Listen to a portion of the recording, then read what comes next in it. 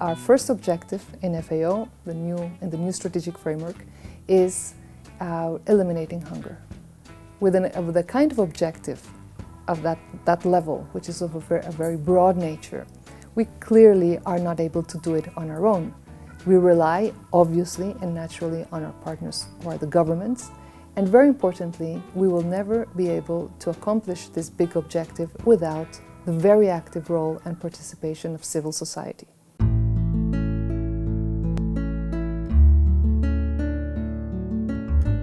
Civil society represents the voices of those whom we want to address with all of our efforts to reduce hunger, which is the voice of the landless, the voice of the poor, the voice of the women in rural communities, the voice of fisherfolk and forestry dwellers, consumers, and many other constituencies. Without their voices, we simply would not be able to reach our goal of eradicating hunger. FAO is now launching a completely new strategy to work with civil society. This, for us, is an extremely important area of work because we want to have much better involvement with civil society. The new strategy for FAO partnering with civil society has been a process of a very, very long consultation. Throughout the process, we have engaged with conversations at very different levels and with all of our constituents. That includes community-based organization, it includes small producers, it includes landless people, it includes indigenous people, it includes organizations of rural women, and many others.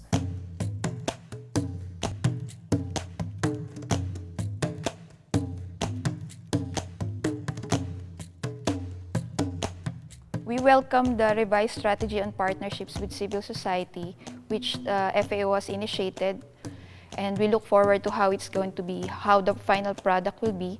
But in essence, we continue to challenge FAO for its renewed commitment for a bottom-up approach to make FAO more meaningful at the country level.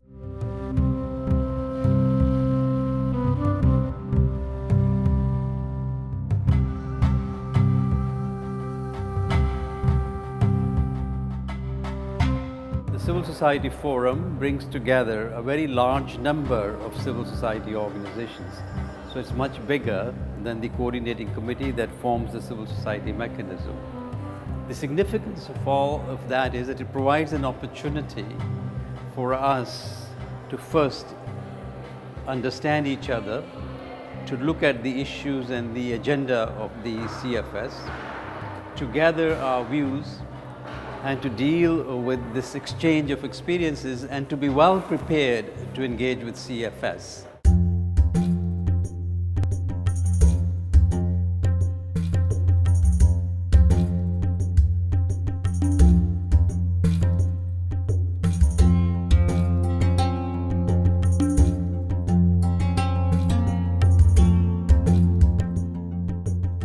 The fundamental element of the reform of the CFS is the multi-stakeholder nature of it. The legitimacy of the committee as a global forum for food security and nutrition is the participation of other stakeholders, and I think the civil society is key.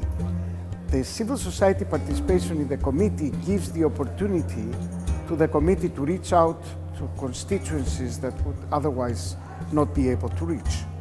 Small farmers, small fishers, poor households, etc., which are represented in the civil society.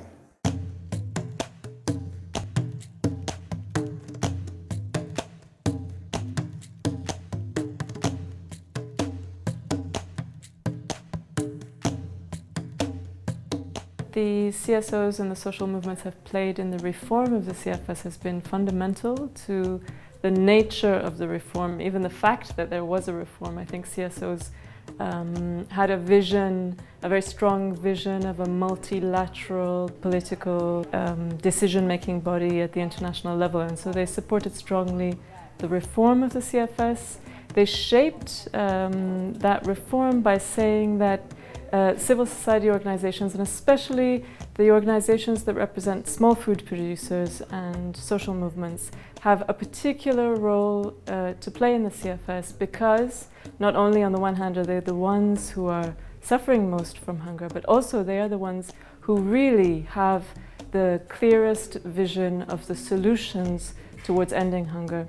Parce que je crois que les gens se sont rendus compte que seuls les gouvernements ne peuvent pas arriver à bout de cette question d'insécurité alimentaire, d'où la nécessité de faire participer un certain nombre d'acteurs.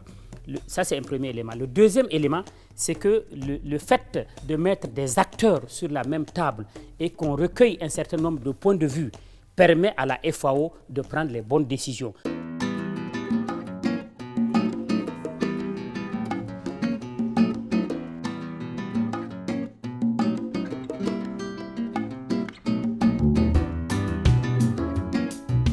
I think CFS is an important space where we have been evolving since from the reform process because of the fact that the young people can play a vital role in terms of achieving food security for the globe.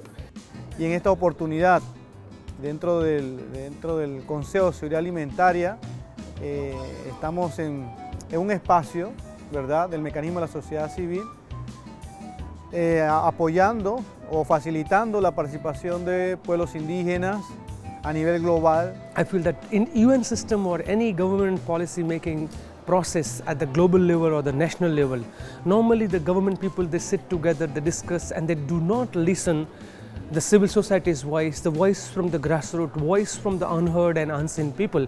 But this is the best, the kind of the example where other alliances and other UN system can learn that how the civil society can participate and put forward the agenda.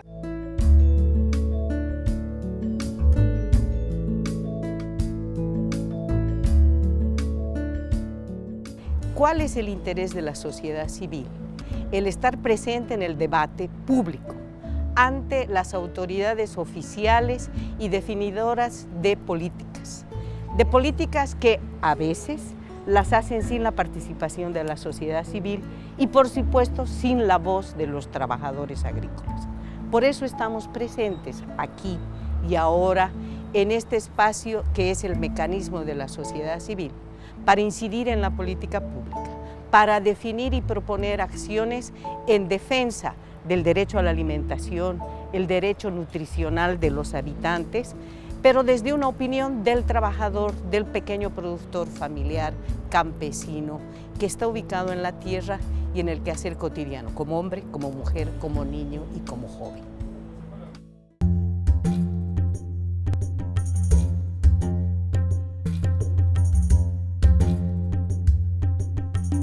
I think that civil society played a fundamental role in the endorsement of the voluntary guidelines throughout the negotiations.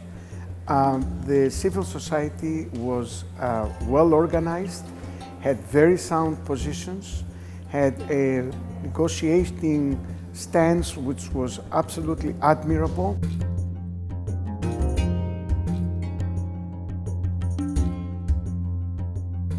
The very first achievement is the voluntary guidelines for the tenure of land, fisheries and forests.